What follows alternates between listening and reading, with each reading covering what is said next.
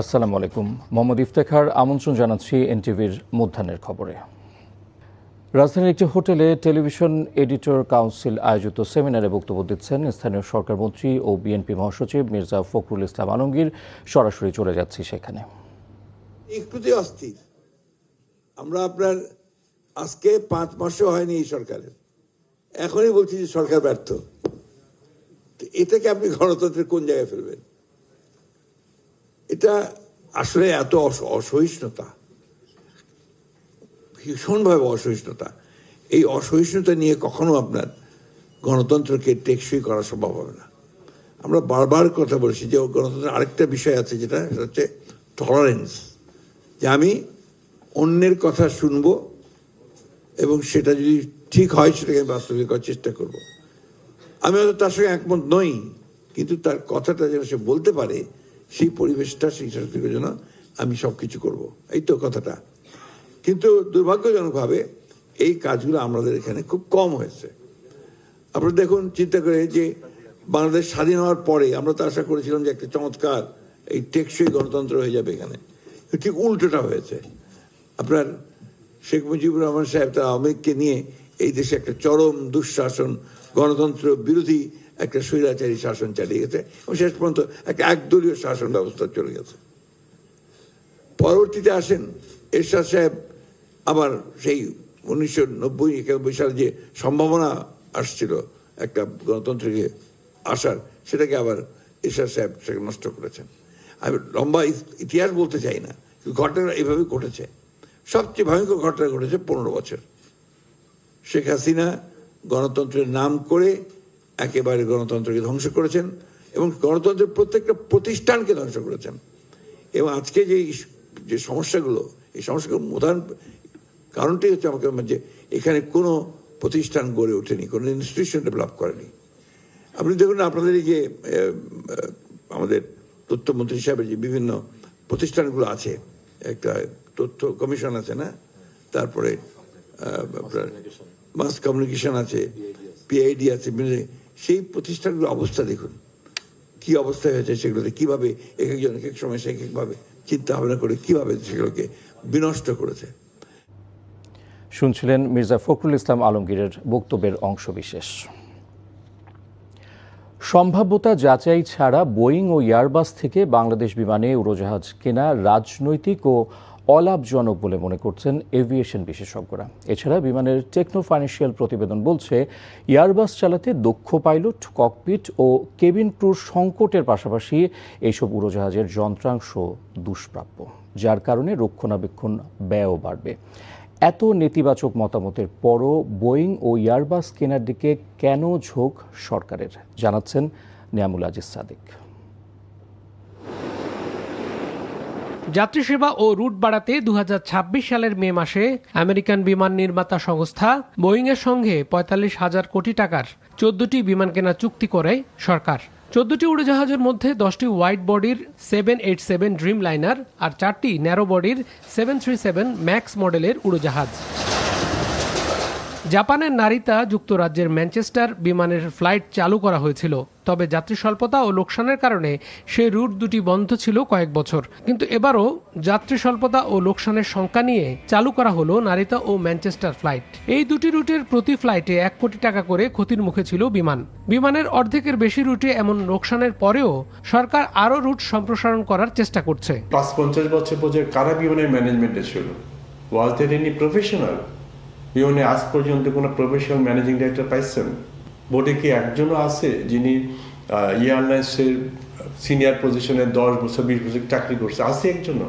বিমানকে যারা ব্যবসা করছে তারা আজকে সমাজপতি, তারা সবাই ধনী হয়েছে। একটা রুট ওপেন করতে আপনার কোটি কোটি টাকা খরচ হয়ে যাবে, আবার যদি সেই রুটটা আমি কোনো কারণে বন্ধ করে দিই, সেটা আমার কোটি কোটি টাকা একটা লসের মধ্যে পড়ে যাবে। প্রপার ওয়েতে এটা ফিজিবিলিটি টেস্ট করেই আসলে সেই রুটগুলো ওপেন করা উচিত।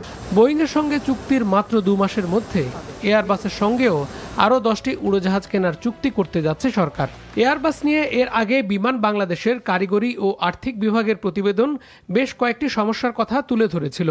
A350 থেকে 900 যাত্রীবাহী এসব বিমান আর্থিকভাবে লাভজনক হবে না। পরিচালন ও আলাদা বৈশিষ্ট্যের কারণে যন্ত্রপাতি, ইঞ্জিন খরচ বাড়বে। একইভাবে ক্রুদের ট্রেনিংয়ে আলাদা খরচ যুক্ত হবে। তবে বোয়িংয়ের একচেটিয়া বাজারের বিপরীতে সরকার এয়ারবাস কেনার আগে লোকসান নিয়ে ভাবতে পরামর্শ এভিয়েশন বিশ্লেষকদের।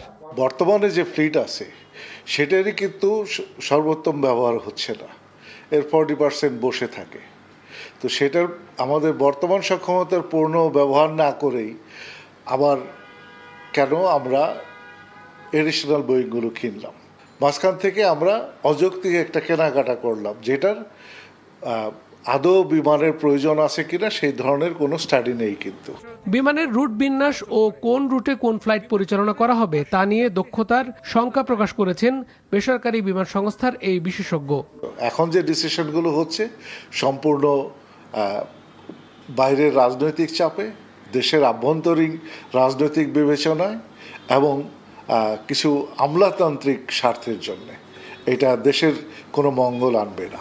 তবে সরকার বলছে বাংলাদেশকে এভিয়েশন হাব করার লক্ষ্যে এসব বিমান কেনার সিদ্ধান্ত। এটা আমরা ওই ফিজিবিলিটি স্টাডি করেছি, সেই কারণেই কিন্তু আমাদের এই যে ফ্লাইটগুলো আমরা যে ফ্লাইট আনছি এটাও কিন্তু ওইটার একটা লক্ষ্য, 2030 ফ্লাইট এয়ারক্রাফট সব আসবে। সেজন্য আমরা এই ইন দ্য মিন টাইম চলাচলটা যাতে স্বাভাবিক গতিতে থাকে সেটার জন্য কাজ করছি। লোকসানি বিমান বাংলাদেশের সব ঋণ শোধ করে আন্তর্জাতিক বাজারে লাভজনক করতে চাইলে সরকারের সঠিক পরিকল্পনা ও দক্ষ জনবল নিয়োগের পরামর্শ তাদের। Niamul Aziz Sadek, NTV news, Dhaka. আড়িয়াল খাঁ নদী থেকে ড্রেজার মেশিন দিয়ে অবৈধভাবে বালু উত্তোলনের ফলে হুমকির মুখে মাদারীপুর সদর উপজেলার বিস্তীর্ণ জনপদ। এতে দেখা দিয়েছে নদী ভাঙন। ব্যবস্থা নেওয়ার আশ্বাস দিল স্থানীয় প্রশাসন। মাদারীপুর প্রতিনিধি MR মুর্তজার পাঠানো রিপোর্ট জানাচ্ছেন জীবন আহমেদ। আড়িয়াল খাঁ নদী থেকে এভাবে বালু উত্তোলন চলছে। ভোরের চিত্র এটি। আর রাত হলে ড্রেজার মেশিনের সংখ্যা বেড়ে যায়। সবকিছুই হচ্ছে প্রশাসনের নাকের ডগায়। আর এতে শান্ত নদী হঠাৎই যেন অশান্ত হয়ে উঠেছে। দেখা দিয়েছে তীব্র ভাঙন। সদর উপজেলার ঝাউদি ইউনিয়নের হোগলাপাতি গ্রামের কৃষিজমি, রাস্তাঘাট সহ বিস্তীর্ণ এলাকা নদীগর্ভে চলে যাচ্ছে। সহায় সম্বল হারিয়ে অনেকে খোলা আকাশের নিচে বসবাস করছেন। কাটিয়া নদী আমাদের বড় বাড়াইতে আছে। এই যে ড্রেজার আমরা ফিরাইতে পারি না, হ্যাগো ইচ্ছা মতন হারা কার্য নিতে আছে, হ্যাগুলো জোরও পারি না। আর আমরা চুপ করে বয়ে রয়েছি, আবার যদি করতে যাই তখন না যেটু আছে বাদ বাই ঠেলা দিয়ে উড়ে হারাই দিব। এই নতুন ঘরটা উড়েছে, 1 বছর হয় না, সেই ঘরটার ভেঙ্গে লইয়া গেছে। ফিরিয়া দেখেন আমার এই যে রাজার হালের বাড়ি, সেই বাড়িটা এখন এই যে এই যাইছে গা আমার চাষার ঘরটার লইয়া গেছেন পরের জায়গায় ঠাই। আমরা বিভিন্ন সময় স্থানীয় প্রশাসন, পুলিশ প্রশাসন, ইউএনও এবং ডিসি মহোদয়কে অবগত করে থাকি, তারা তড়িৎ ব্যবস্থা গ্রহণ করেন। অভিযুক্তদের বিরুদ্ধে ব্যবস্থা নেওয়ার আশ্বাস দিলেন জেলা প্রশাসক।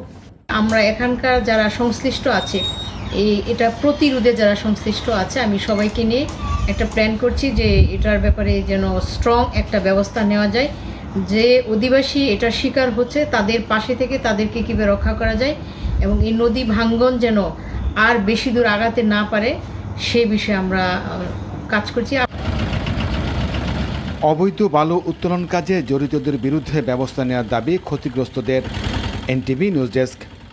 আর এই ছিল মধ্যাহ্নের খবরে। এই খবরের ভিডিও সহ আপডেট জানতে ভিজিট করুন এনটিভি অনলাইন www.ntvbd.com। এছাড়াও এনটিভির জনপ্রিয় সব অনুষ্ঠান ও খবরের আপডেট জানতে ভিজিট করুন আমাদের ইউটিউব ও ভেরিফাইড ফেসবুক পেজ। দুইটাই দুপুরের খবর দেখার আমন্ত্রণ রইল। ধন্যবাদ সবাই।